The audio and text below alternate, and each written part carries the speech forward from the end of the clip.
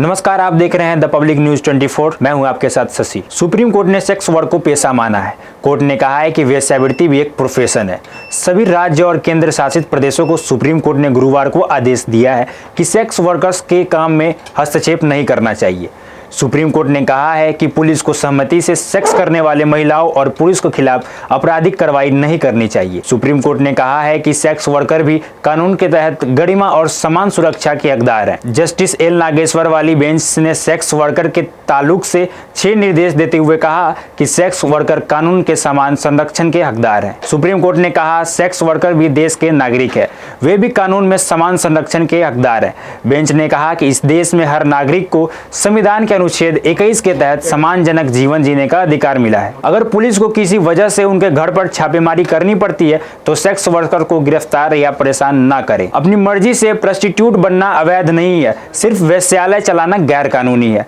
Court ने कहा कि महिलाएं सेक्स वर्कर हैं सिर्फ इसलिए उसके बच्चे को मां से अलग नहीं किया जा सकता। अगर बच्चा वेश्यालय या सेक्स वर्कर के साथ रहता है, इससे यह साबित नहीं होता है कि वह बच्चा तस्करी कर लाया गया है। सुप्रीम कोर्ट ने अपने आदेश में कहा है कि अगर सेक्स वर्कर के साथ कोई भी अपराध होता है तो तुरंत उसे मदद उपलब्ध कराएं। उसके साथ यौन उत्पीड़न होता है तो उसे कानून के तहत तुरंत मेडिकल सहायता सहित वो सभी सुविधाएं मिले जो यौन पीड़ित किसी भी महिलाओं को मिलती है। कई मामलों में यह देखा गया है कि पुलिस सेक्स वर्कर के प्रति क्रूर और हिंसक रवैया अपनाती है। दिल्ली के त्यागराज स्टेडियम में कुत्ता टहलाना आईएएस दंपति को खास महंगा पड़ा है। गुरुवार सुबह ही खबरें आई थी कि दिल्ली के एक त्यागराज स्टेडियम में आईएएस दंपति अपना कुत्ता टहलाने के लिए खिलाड़ियों को स्टेडियम से जबरन खाली करा लिया जाता था। स्टेडियम के खिलाड़ियों और कोच ने दिल्ली के मुख्य सचिव संजीव खीरवाल पर गंभीर आरोप लगाते हुए कहा था कि दिल्ली के मुख्य सचिव खीरवाल अपने कुत्ते के साथ टहलने के लिए एथलीट्स को स्टेडियम से बाहर निकालने के लिए कहा है। इस कारण उनका अभ्यास बाधित हुआ है। स्टेडियम से खिलाड़ियों को बाहर करवाना कुत्ता टहलाने वाली खबर वायरल हो गई है,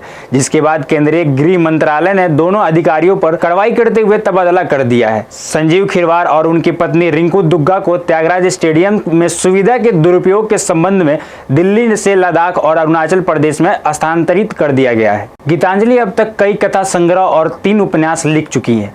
वे मूलतः उत्तर प्रदेश की मैनपुरी की रहने वाली हैं। गीतांजलि की कृतियां का अंग्रेजी, जर्मन, फ्रेंच, सर्बियन और कोरियन भाषा में अनुवाद हुआ है। गीतांजलि की उम्र 64 साल है और वो दिल्ली में रहती हैं। हिंदी लेखिका गीतांजलि श्री ने उपन्यास टॉम्ब ऑफ सैंड को वर्ष 2022 का अंतर्राष्ट्रीय बुकर पुरस्कार मिला है। दरअसल गीतांजलि श्री का यह उपन्यास हिंदी में रेत की समाधि नाम से प्रकाशित हुआ था। बाद में डेजी रॉकवेल ने इसका अंग्रेजी में अनुवाद किया। अंग्रेजी भाषा में यह किताब टॉम्ब ऑफ सैंड के नाम से प्रकाशित हुआ। गीतांजलि श्री यह किताब दुनिया की उन 13 किताबों में शामिल थी जिसे अंतर्राष्ट्रीय बुकर पुरस्कार की लिस्ट में शामिल किया गया। अंतर्राष्ट्रीय बुकर पुरस्कार जीतने वाली यह किताब किसी भी भारतीय भाषा की पहली किताब बन गई है। बुकर पुरस्कार जीतने के बाद गीतांजलि श्री ने कहा कि मैंने कभी बुकर का सपना नहीं देखा था, कभी यह नहीं सोचा था कि मैं अवार्ड जीत सकती हूँ। मैं खुद को सम्मानित और विनम्र महसूस कर रही हूँ। उन्होंने कहा कि इस पुरस्कार में एक अलग तरह की संतुष्टि मिल रही है। उन्होंने बताया कि यह उपन्यास उस दुनिया के लिए शोक गीत है जिसमें हम रहते हैं।